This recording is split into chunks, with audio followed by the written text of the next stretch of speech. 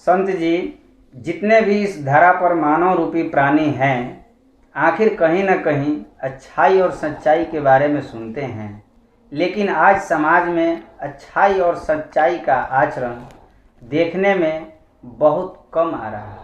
इसका कारण क्या है? एक संत जी कहीं प्रवचन कर रहे थे।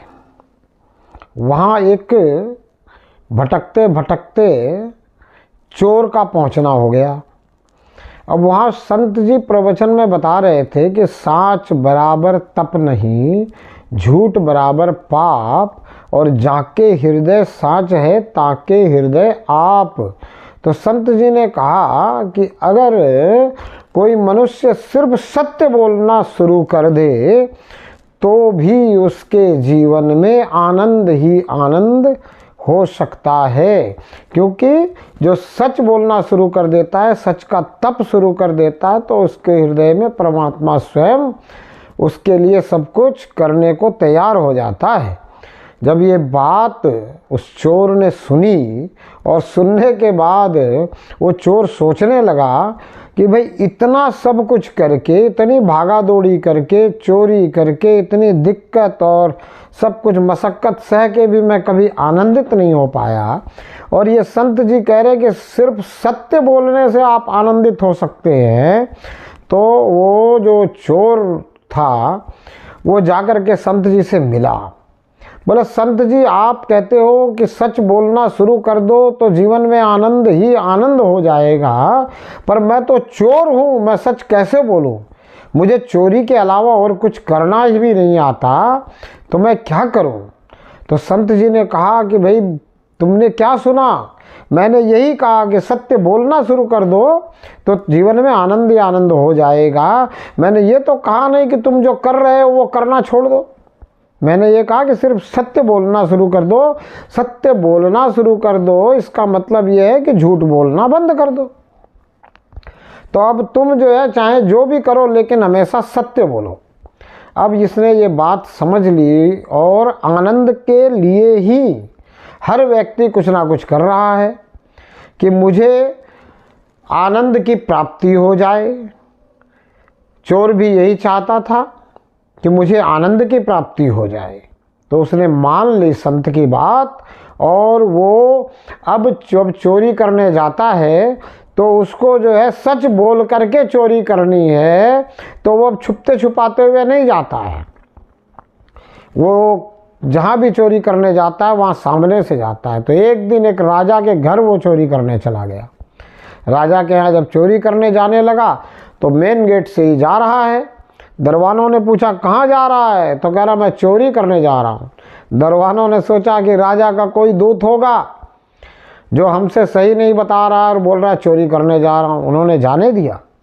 वो जा करके अंदर जो है रानी के महल में चोरी करने लगा, और जब चोरी करते हुए अचानक रानी की नींद खुली और रानी ने पूछा कि क्या कर रहा है? तो बोला मैं चोरी कर रहा हूँ। अरे रानी उठ के बैठी और कही तू चोरी कर रहा है और मेरे महल में चोरी कर रहा है, और मैं तुझसे पूछ रही हूँ कि तू क्या कर रहा है? तो तू छुपने छुपाने की बजाय सामने से सच बोल रहा है कि मैं चोरी कर रहा हूँ। ऐसा तू कैसे कर रहा है? तो उसने बताया कि भाई मैं तो एक संत जी के यहाँ प्रवचन में गया था और संत जी ने कहा कि चाहे तू जो भी कर, सिर्फ सच बोलना शुरू कर दे तो तेरा जो है सब कुछ ठीक हो जाएगा, जीवन आनंदित हो जाएगा, और इस जीवन में ही तेरा कल्याण भी हो जाएगा। तो रानी ने कहा अच्छा ठीक है, अब तो यहीं बैठा रहे। अब उसने कहा ठीक है मैं यहीं बैठा रहूँगा। बैठा रहा। जब सुबह हुई, राजा को पता चला कि रानी ने बताया कि एक चोर आया महल में चोरी करने के लिए, और मैंने पूछा चोरी करते हुए कि तू क्या कर रहा है?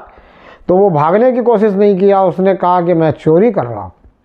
सच बोला, किसी संत के कथन को मान लिया है उसने। तो राजा ने उसको बुलाया और बुला करके कहा कि तू ऐसा क्यों कर रहा? उस संत के कथन को तूने मान लिया, तुझे पता नहीं है कि चोर को कितना दंड दिया जाता है, और तू चोरी करते हुए कह रहा है कि चोरी कर रहा हूँ। द्वारपालों से पूछा गया कि अंदर कैसे आया, तो द्वारपालों ने कहा कि हमें भी यही बोल के आया कि मैं चोरी करने जा रहा हूँ, और हमने सोचा कि ये कोई राजा का दूत है जो हमें सही बात नहीं बता रहा और कह रहा है कि हम चोरी करने जा रहा हूँ, इसलिए हमने इसको आने दिया। तब राजा ने उससे पूछा कि क्या तू वाकई में सच बोलने का प्रण ले चुका है? बोला कि हाँ, जब से मुझे इस बात का पता चला है कि जीवन में सत्य बोलने से ही जीवन आनंदित रह सकता है और कल्याण हो सकता है, तब से मैंने ये निर्णय कर लिया है कि मुझे सत्य ही बोलना है। तब राजा ने जो है उसको सत्यवादी मानकर, समझकर कि हाँ अब ये सत्य ही बोलेगा, उसको मंत्री बना दिया कि भाई एक सत्यवादी मंत्री जो है हमारे राज्य में, जो हमेशा सच बोलेगा। तो सच बोलने का उसको ऐसा ये परिणाम मिला, उसका जीवन आनंदित हुआ। और आगे कल्याण की जो बात है, तो सच बोलने से कल्याण भी निश्चित ही होना है, क्योंकि जब आप सच बोलने लग जाते हो तो आप यह भी चाहते हो कि मैं जो कर रहा हूँ वो सही है कि नहीं है, ये भी जानूँ, ये भी समझूँ। तो आप जो परमात्मा के प्रति करते हो उसमें भी आप अपनी सत्यता को लाना शुरू कर देते हो। अब आपने जो प्रश्न पूछा है कि लोगों के आचरण में क्यों नहीं उतर रहा है, तो लोगों के आचरण में सिर्फ इसीलिए नहीं उतर रहा है कि वो संतों की कही हुई बातों पे पूर्ण विश्वास नहीं करते हैं, सुनते हैं, समझते हैं, पर उस पर चलने का प्रयास इसलिए नहीं कर पाते हैं क्योंकि वो कहीं ना कहीं शंका में रहते हैं, उनको पूर्ण विश्वास नहीं हो पाता है इस बातों पे, क्योंकि वो दुनिया में देखते ही रहते हैं, सिर्फ धनवानों की तरफ ही देखते हैं, सिर्फ सुख सुविधा वालों की तरफ देखते हैं, और दूसरे के थाली में उनको घी ज़्यादा लगता है तो वो घी इस थाली में ज़्यादा कैसे आया, तो उनको यही दिखाई देता है कि ये चोरी से आया, झूठ से आया, फरेबी से आया, पर उनको यह दिखाई नहीं देता कि वो उतना सब कुछ उनके पास सुख सुविधा होते हुए भी वो आनंदित हैं कि नहीं है। उनके पास सोने के लिए बिस्तर तो है, पर उनको नींद है कि नहीं है। उनके पास खाने के लिए, इस शरीर को खिलाने के लिए बहुत कुछ है, पर वो इस शरीर को खिला पाते हैं कि नहीं पाते हैं। तो देखा गया है कि जिसके पास बहुत ज़्यादा सुविधाएं हो जाती है, वो अपने शरीर रूपी साधन को इन सुविधाओं के अनुसार सही आनंदित नहीं रख पाता है, क्योंकि बिस्तर तो है पर नींद नहीं है, भोजन तो है पर भूख नहीं है, और भूख है तो शरीर की क्षमता ऐसी नहीं है कि वो उसको खा करके उसका जो है आनंद ले सके, इस शरीर को खिला सके, जीवा को उसका रसपान करा सके।